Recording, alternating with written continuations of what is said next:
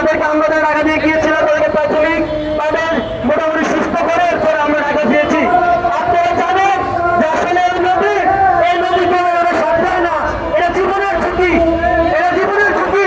প্রথম যে ভাইটা অসুস্থ হয়েছিল তার আমরা ওখানে পাস পাই নাই, বিশ্বাস করেন তার মুখ দিয়ে লালা বেরোচ্ছিল, আমরা পাস পাই নাই।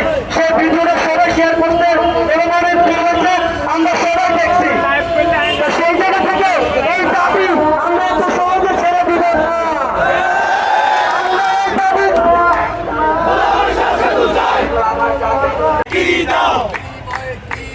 আমার গ্যাস তুমি দাও,